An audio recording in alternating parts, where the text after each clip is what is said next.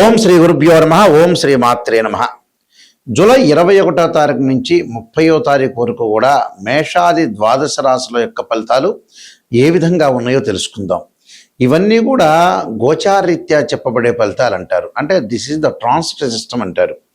అంటే గోచారం ఎప్పుడు కూడా సూచనలుగా మనం గమనించాలి. అంటే ఈ 10 రోజుల్లో మనం ఎలాంటి నిర్ణయాలు తీసుకోవాలి, ఉద్యోగపరంగా, వ్యాపారపరంగా, ఆరోగ్యపరంగా, పిల్లల చదువుల పట్ల, శుభ కార్యక్రమాలు కానీ, అలానే వాహనాలు కొనుగోలు చేయటం కానీ, ఇళ్ళు, ఆస్తులు, రైతులు వీళ్ళందరూ కూడా అంటే ఇళ్ళు కొనుగోలు చేయటం రైతులకు ఏ విధంగా ఉండబోతుంది, వృత్తి ఉద్యోగ వ్యాపార రంగం వాళ్ళకి ఏ విధంగా ఉండబోతుంది, అలానే విద్యార్థులకి, స్త్రీలకి ఏ విధంగా నిర్ణయాలు తీసుకోవాలి, ఎలాంటి నిర్ణయాలు, ఎలాంటి జాగ్రత్తలు, ఎలాంటి అప్రమత్తతంగా ఉండాలి అని తెలుసుకోవాలంటే ఏంటంటే 10 రోజుల్లో మనం చెప్పిన ఫలితాల్లో ఎలాంటి నిర్ణయాలు తీసుకోవాలనే విషయాలని మనం తెలుసుకొని ముందుకు వెళ్ళాలి. అంటే కొన్ని జాగ్రత్తలు, అంటే ఇది చేయకూడదు, ఇది చెయ్యాలి, ఇది చేస్తే మంచి జరుగుతుంది, ఇది చేయకూడదు ఈ 10 రోజుల్లో అనే నిర్ణయాలను నిర్ణయించేదే గోచారం అంటారు. అంటే చెడు జరగాలన్నా, మంచి జరగాలన్నా వితిన్ సెకండ్ పట్టదు. ఒక నిర్ణయం మనం తీసుకునేటప్పుడు ఆ నిర్ణయం అనేది చాలామంది కూడా ఒక నిర్ణయం తీసుకునేటప్పుడు పొరపాట్లు చేస్తుంటారు. ఆ పొరపాటు అనేది జీవితాంతం ఆ పొరపాటు అనేది వెంటబడుతూనే ఉంటుంది. దానికి మంచి చేయాలా, చెడు చేయాలా, ఒక పెళ్లి సంబంధం కావచ్చు, ఒక ఉద్యోగం కావచ్చు, ఒక వ్యాపారం కావచ్చు, ఒక స్థలం కావచ్చు, ఒక ఇల్లు కొనుగోలు కావచ్చు, పెట్టుబడులు కావచ్చు, డబ్బులు ఇవ్వటము కావచ్చు. ఇలాంటి నిర్ణయాలని చాలా జాగ్రత్తగా ఈ 10 రోజుల్లో తీసుకోకూడదు, ఈ 10 రోజుల్లో తీసుకోవాలి. తొందరపాటు ఆలోచనలు పనికిరావు, అలానే కొన్ని విషయాలకు తొందరపడాలి అనే సూచనలు చెప్పేదే గోచారం అంటారు.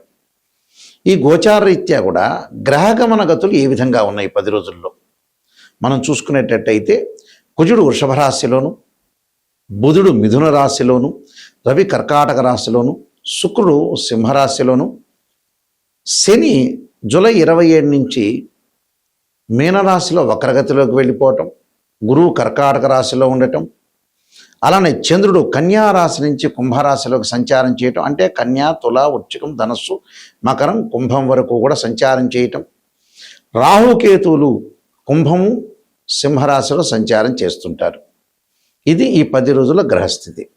వీళ్ళందరికీ కూడా ద్వాదశ రాశుల వాళ్ళందరికీ కూడా ఏ విధంగా ఉంది, ఎలాంటి పరిహారాలు చేయాలో తెలుసుకుందాం. వృశ్చిక రాశి వారికి ఈ 10 రోజుల పాటు ఏ విధంగా ఉండబోతుంది. వృశ్చిక రాశి వారికి ముఖ్యంగా ఉద్యోగంలో అనుకూలమైన వాతావరణం, ఆర్థిక స్థిరత్వము, అలానే మొండి బాకీలు వసూలు కావటం, ఆరోగ్యపరంగా సమస్యల నుండి బయటపడే అవకాశాలు ఎక్కువ ఉంటాయి. ఈ వృశ్చిక రాశి వారికి ఇక్కడ 5వ స్థానంలో శని యొక్క సంచారం వల్ల స్థానచలనం జరగడం, 27వ తారీఖు తర్వాత తల్లి యొక్క ఆరోగ్యం మీద కొంత కాన్సన్ట్రేషన్ చేయాలి. సప్తమంలో కుజుడి యొక్క సంచారం వల్ల భార్యాభర్తల మధ్యలో కలహాలు రాకుండా చూసుకోవటం కూడా ముఖ్యమే. ఇక రవి బుధుడి వల్ల కూడా వ్యాపార పరంగా, ఉద్యోగపరంగా అనుకూలంగా ఉంటుంది. అలానే గురువు కర్కాటక రాశిలో భాగ్యస్థానంలో ఉండటం వల్ల ఆకస్మికంగా ధనలాభం, రుణాలు లభించటం, ఆకస్మికంగా ప్రయాణాలు, నూతన వ్యక్తుల ద్వారా వ్యాపారాలు, భాగస్వామ్యం కలిసి వచ్చే అవకాశాలు, కొత్త వ్యక్తులు కూడా పరిచయాలు పెరిగి వాళ్ళ వల్ల కూడా లాభాలు కలిగే అవకాశాలు బాగా ఎక్కువ ఉంటాయి. శుక్రుడు యొక్క బలాన్ని కూడా మనం చూసుకునేటట్టయితే శుక్రుడు యొక్క బలం వల్ల కూడా శుభ కార్యక్రమాలు కొద్దిగా లేట్ అయ్యే అవకాశాలు ఎక్కువగా ఉంటాయి. ఏదైనా మన ఇంట్లో శుభ కార్యక్రమం చేయాలన్నా, ఉపనయనం కానీ, బారసాల కానీ, నామకరణం కానీ, పెళ్ళిళ్ళు కానీ కొన్ని లేట్ అయ్యే అవకాశాలు ఉంటాయి. అలానే మనం ఆందోళన చెందాల్సిన అవసరం లేదు. మానసికంగా మటు కొంత ఆందోళన చెందుతూ ఉంటారు వీళ్ళు. దానికి ప్రత్యేకంగా బియ్యం దానం చేయటం, ఒడ్లు కానీ బియ్యం దానం చేయటం, క్షీరపుత్రానిది అమృతతత్వాయ ధీమే తన్నో చంద్ర ప్రచోదయాత్ అనే మంత్రాన్ని చక్కగా చదువుకోవటం, అలానే శని యొక్క దోషం ఉండటం వల్ల దక్షిణా కాళీ స్తోత్ర పాలనం చేయటం, ఓం నమః శివాయ పంచాక్షరి, అలానే దాంతోపాటు వాళ్ళు చేయాల్సింది ఏంటంటే గిరి ప్రదక్షిణ చేయటం కూడా చాలా మంచిది. గిరి ప్రదక్షిణ చేయటం ఒకటి, అలానే శ్రవణం ఉపనిషత్తు అనేది వినటం ఒకటి, ఓం నమో నారాయణాయ నమః అనే మంత్రాన్ని కూడా చక్కగా చేయటం వల్ల కూడా మీకు మంచి జరిగే అవకాశాలు ఖచ్చితంగా ఉంటుంది. ఈ విధంగా ఉన్న ఫలితాల్లో మనం ప్రత్యేకంగా కొన్ని రెమెడీస్ చేసుకోవడం చాలా ఇంపార్టెంట్. ఆ రెమెడీస్లో ప్రత్యేకంగా కొంతమందికి ఏంటంటే ఉద్యోగపరంగా ప్రయత్నాలు అనేవి సఫలీకృతం కావు. ఉద్యోగం అనేది నిలకడగా ఉండదు. ఉద్యోగపరంగా కొన్ని ఇబ్బందులు కలుగుతాయి. అంటే సూర్యుడి యొక్క ఆరాధన చేసుకోవాలి. సూర్యుని ఆరాధన చేయటం, గోధుమలు దానం చేయటం జరగాలి. అలానే మనస్సుకు ప్రశాంతత లేకపోతే ఖచ్చితంగా మానసికంగా మెంటలీ డిజార్డర్ ఉంటే క్షీరపుత్రాయుధ్య అమృతతత్వాయ ధీమే తన్నో చంద్ర ప్రచోదయాత్ అనే మంత్రాన్ని, వాహన ప్రమాదాలు అలానే ఎసెట్స్ సంబంధించిన విషయాల్లో ఏదన్నా ప్రాబ్లమ్స్ వస్తుంటే అంగారకుణ్ణి ఆరాధన చేయాలి. తత్పురుషాయ విద్యే మహాసేనాయ ధీమే తన్నో షణ్ముఖ ప్రచోదయాత్ అనే మంత్రాన్ని, అలానే ధనపరంగా ఇబ్బందులు, విద్యార్థులకు ఇబ్బందులు కలుగుతుందంటే ధనపరంగా ఇబ్బందులు ముందు కలుగుతుంటే కుబేర మంత్రాన్ని, ఓ మెక్షాయ కుబేరాయ వైశ్రవణాయ ధనధాన్యాధిపతే ధనం ధాన్యం సమృద్ధమే దేహిమే దాపైస్వ అనే మంత్రాన్ని, విద్యార్థులు దక్షిణామూర్తి స్తోత్ర పారాయణం చేయాలి.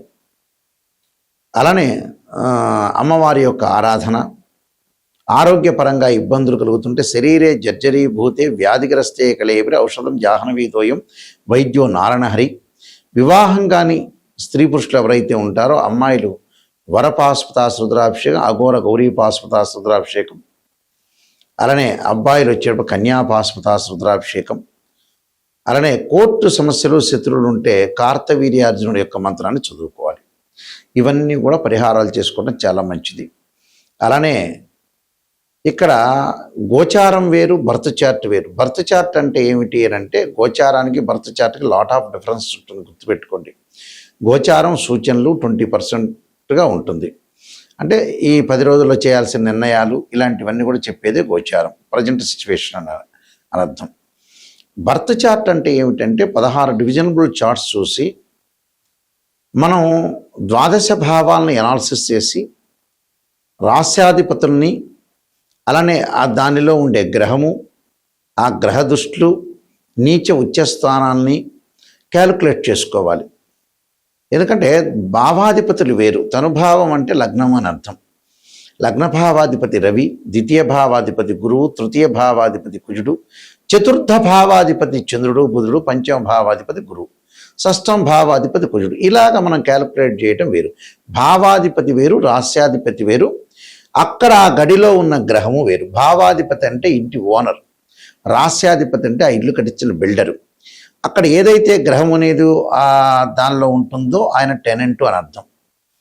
అంటే జాతకంలో గజకేసరి యోగం ఉందా, రవిబుధాదిత్య యోగం ఉందా, చంద్రమంగళ యోగం ఉందా, లక్ష్మీ యోగం ఉందా, విదేశాలకు వెళ్ళే యోగాలు ఉన్నాయా, సంతానం కలిగే యోగం ఉందా, పెళ్లి యోగం ఉందా, ఎప్పుడు పెళ్ళి అవుతుంది, ప్రమాదాలు ఏమైనా జరిగే సూచనలు ఉన్నాయా, ఇన్ టైంలో మనం ఎలాంటి నిర్ణయాలు తీసుకోవాలి, ఎలాంటి పరిహారాలు చేసుకోవాలి అని దశలు, అంతర్దశలు, సూక్ష్మ దశల్ని, ప్రాణదశల్ని క్యాలిక్యులేట్ చేయాలి.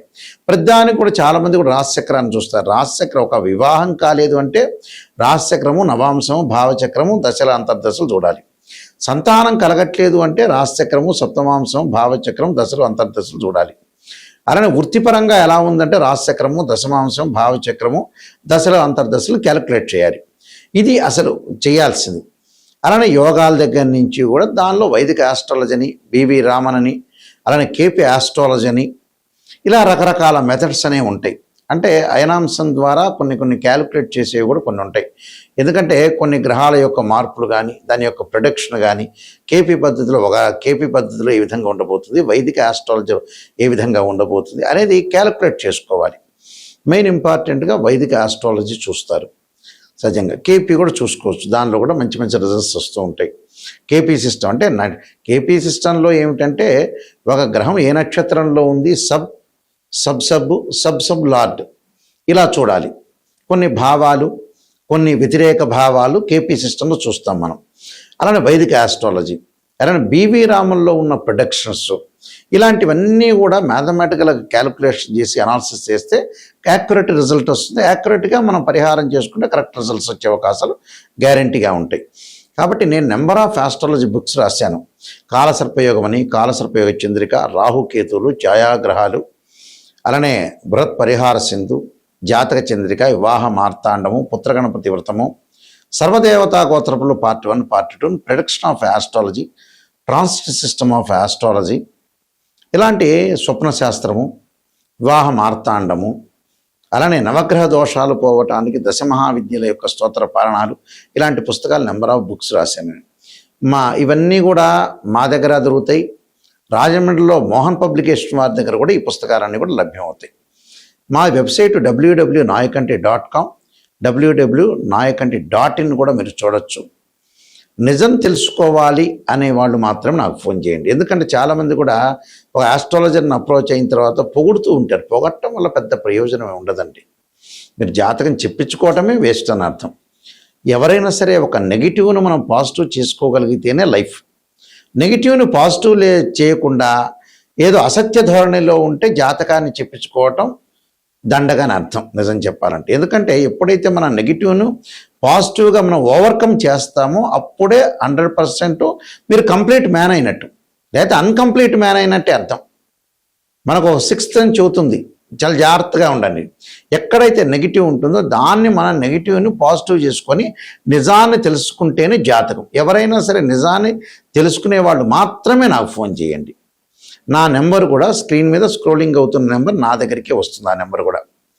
అందువల్ల మీరు ఏదైనా నిజం తెలుసుకోవాలంటే నాకు ఫోన్ చేయండి. అబద్ధం తెలుసుకునే వాళ్ళు ఎవ్వడూ ఫోన్ చేయొద్దండి. అదొకటి. అయితే మీ అందరికీ కూడా పరమేశ్వరుడి యొక్క కరుణాకటాక్షం ఉండాలని, అమ్మవారి యొక్క కరుణాకటాక్షం ఉండాలని ఆశిస్తూ సర్వే జనా సుఖినో భవంతు.